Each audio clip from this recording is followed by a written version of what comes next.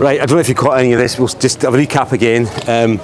So as you know, or you might not know, I haven't seen my kids for 18 plus years, and the woman once I trusted and loved decided I was no longer a good partner or a good dad, and she removed me out of my life.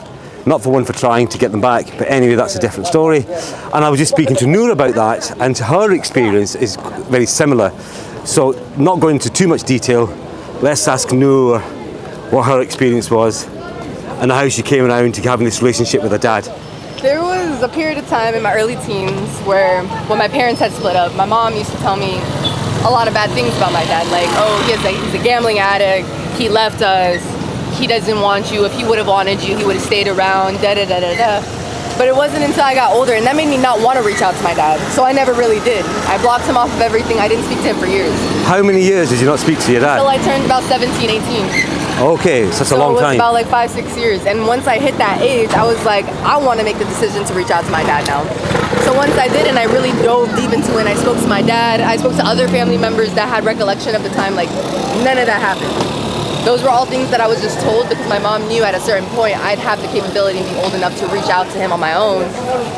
And she wanted me to be able to make the self-choice of not wanting to reach out. How did it impact your relationship with your mom when you reached out to your dad? Well, me and my mom don't talk. So that says a lot. Wow. I always say it takes a lot more to be a mom than just birthing out kids. Yeah.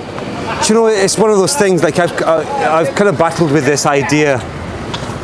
Why has my kids not reached out? And I just think... Maybe they don't really know who you are. Or they have a different perception of who you are. They have a very different... They have a one-dimensional perception of that person their mother has dictated to them for over the years, so they've managed to, I don't know, either believe that narrative or don't care. Like, it's got to be one or the other. I can't understand for the life of me. At this day and age, when children have got so much technology, kids are so much smarter than we ever were when we were growing up. Why would you not reach out? It's all about perspective, like we said, and maybe their perspective of you is completely different than what you would think it is. But surely, you know, there's a question. Would you not have the curiosity to ask questions? Where's my dad? But anyway, it's not going to be resolved today. It was just a lovely, interesting conversation. Like, a lot of people have a similar story. My story is not any better or worse than anybody else's. But oh my God, feast your eyes on that. Is that a boat? What in the flying fish is that? Like, in the middle of a housing scheme. That's actually really freaking cool. Oh my God, look at this. Is that a mosque? It's a mosque. Yeah, it's a mosque. What's with the guns then? The cannons? I have no idea. Maybe it's just a theme. A themed mosque? Yeah, I've never seen that before. Yeah, I think so. Whoa. Okay, I'm a bit lost for words. I have no idea what that is.